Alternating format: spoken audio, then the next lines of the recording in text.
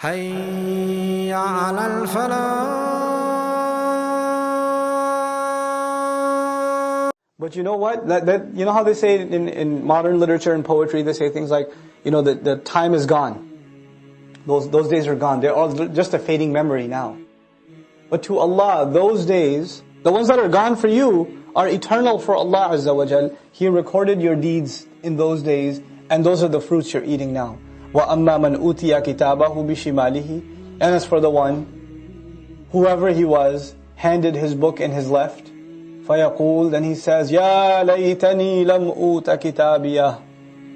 Oh, come on. No. If only I wasn't given my book.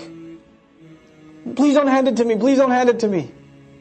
Why do I have this book in my hand?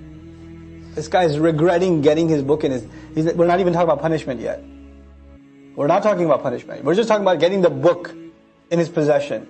I wish I wasn't given this book. وَلَمْ أَدْرِ مَا حِسَابِيَهْ. I wish I never knew. I had no clue what account I'm going to have. Because now he has some clue what's coming. يَا لَيْتَهَا كَانَتِ الْقَاضِيَةِ. Oh, if only the death itself, al-mawtat al-ula, the first death, if only that was the end of it all. I wish that I died and never came back to life. My wealth, maliyah. This again, the high is extra. My wealth did nothing for me here. Gave me no benefits here. I can't pay any fines and get out of the ticket. I can't pay off any guards in hellfire and get out. None of my wealth came to any aid of me. And the other ma could be, what good was my wealth? How did it benefit me? Halaka anni sultaniya. My great authority. So this person is not just wealthy, he's powerful. All the power I had, all the status I had, has been ripped away from me. And I want to explain to you that actually the verb expected in this ayah was ذَهَبَ عَنِّي sultaniya. My authority has been removed from me. ذَهَبَ عَنِّي. But Allah uses the word halaka anni. It's not just removed, it's killed, it's taken, it's torn away. None of it is left. Something that's removed can be recovered. Something that's halak can't be recovered. خُذُوهُ فَغُلُّوهُ. Take a hold of him. Grab him. And chain him up. غُلُّوهُ. Put a lock on his neck. Put those fetters on his neck. Back in the day, if you've seen any images or heard stories about how slaves were kept, with those collars around their neck. غُلُّوهُ. They say غَلَّ فُلَانٌ فِي كَذَا يعني دَخَلَ فِيهِ وَأَدْخَلَهُ مِنْهُ وَالْغَلْ هُوَ الْقَيْد. Put him in the prison. غَلَّ also means qaid, prison. And he's thrown inside. ثُمَّ الْجَحِيمَ. Then after that, into Jahim, the roaring fire. صَلُّوهُ. Throw him in. ثُمَّ فِي سِلْسِلَةٍ. Then after he's thrown in, he's got this fetter on his neck, this collar on his neck. Put a chain on it. ذَرْعُهَا سَبْعُونَ ذِرَاعًا. Whose links are 70 links long. He's been thrown from above. So where's the chain coming from? From above. And he's hanging by this chain in the fire. فَاسْلُكُوهُ. Then keep him tied and keep him connected. إِنَّهُ كَانَ لَا يُؤْمِنُ بِاللَّهِ الْعَظِيمِ. He was the one who didn't believe in the great Allah. Allah al-Azim. The great God, the great Allah. وَلَا يَحُضُّ عَلَى طَعَامِ الْمِسْكِينِ. And didn't encourage even feeding of the poor. Forget feeding the poor himself. He never even encouraged anybody else to do it. Didn't even incline anybody else to do it. You see, already we learned that he was a person of wealth and power. That's already been suggested. So what does that mean? People in wealth and power, both of those things come with responsibility. On the one hand, you're supposed to have even more iman than other people, because Allah has given you more than other people. You should be more grateful than other people. But you're so obsessed with your own greatness. What about Allah al-Azim? On the other hand, because Allah has given you more, you should be giving more. You should be taking care of those who can't help themselves. Al-Miskin. Forget giving, you didn't even encourage giving. I've talked about this before. What does لَا يَحُضُّ عَلَى طَعَامِ الْمِسْكِينَ suggest? As a social phenomenon, you don't want to encourage other people to give, because when you encourage other people to give, the question will rise among the people, what have you given? What have you given? And then if the finger points at you, then we're like, oh yeah, I don't want to give. So let me not talk about it. So we'll have a gentleman's agreement. I won't speak about this, and so you don't ask me, and I won't ask you. And why would he be the one speaking about it? Because he has wealth and power, so obviously he's a public figure. Allah says, فَلَيْسَ لَهُ الْيَوْمَ هَاهُنَا حَمِيمٌ. There's nobody out here today. For him over here, there's nobody that's a close friend to him. لَيْسَ لَهُ الْيَوْمَ هَاهُنَا حَمِيمٌ وَلَا طَعَامٌ إِلَّا مِنْ غِسْلِينَ. And there's no food for him either, except ghislin. What's ghasala? Ghasala is to wash. Anybody here ever do the dishes? If you do the dishes, and there's a lot of them, then, and you don't, you put that thing in the sink, so that the stuff doesn't go into the sink and clog the sink. And when you're done doing not the dishwasher, I'm talking about the dishes. When you do the dishes, then you're all done, you remove the dishes, and what's left at the bottom?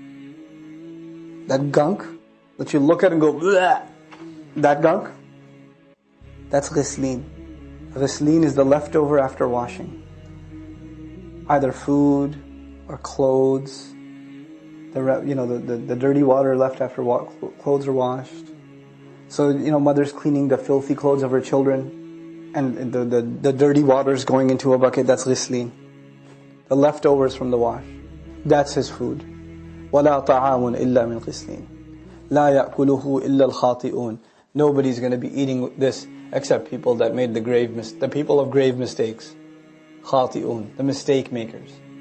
Is that you have people that all they do with their life is they want their kids to have a bright future. Right? So they put them in the best schools.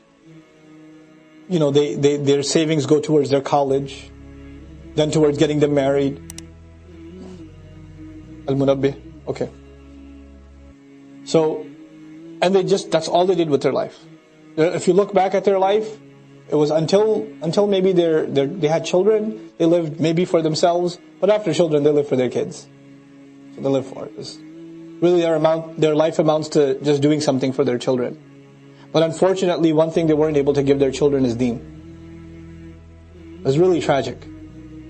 I know people in New York, it's tough life. There's a lot of people that drive cabs for 19 hours a day, and barely and they save money and save money and say, why? Because I want my kid to live in a house in Long Island one day. Because Long Island is like Jannah for Queens. Right? So they'll work at the gas station and drive a cab and save and save and save and save and save. So one day we can move to the island. That's success. And then my kid can go to a college. That's success. And because if you're working 19 hours a day, and you're doing overtime, so you can save and save and save and save and save, so you can do this other stuff, you know what happens? You're not around for your children.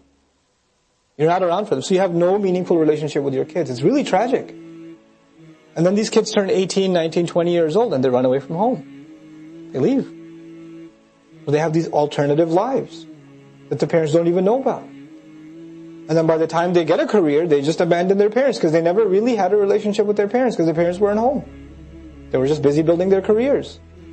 They have more meaningful conversation with their non-Muslim friends that they will ever have with their own parents.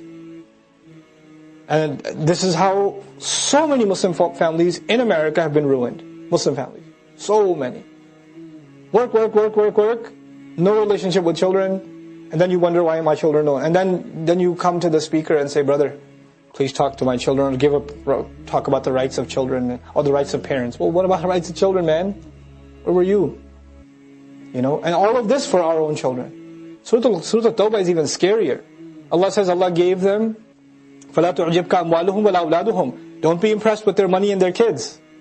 إِنَّمَا يُرِيدُ اللَّهُ لِيُعَذِّبَهُمْ بِهَا. Allah only wants to torture them by means of their money and their kids. That same thing you work towards your whole life becomes a means by which you're tortured. لا حول ولا قوة إلا بالله. وَتَزْهَقَ أَنفُسُهُمْ. Their selves get consumed. They get eaten up from the inside. فَأُولَٰئِكَ هُمُ الْخَاسِرُونَ. And finally, وَأَنْفِقُوا مِمَّا رَزَقْنَاكُمْ. Spend from what we have provided you. You see, Surah Al-Jumu'ah offered the Prophet's methodology, and then a practical means by which to establish that methodology, Jumu'ah. Surah Al-Munafiqun offers a very serious problem, introduces us to a very serious problem, which is nifaq, hypocrisy, and the solution to nifaq is infaq. Same root. Assalamu alaikum wa rahmatullah. If you enjoyed this video, please do share it with friends and family. If you want to see more videos from this series, click on the box at the top. If you want to see other videos, click on the box at the bottom. And don't forget to hit the subscribe button. Thanks.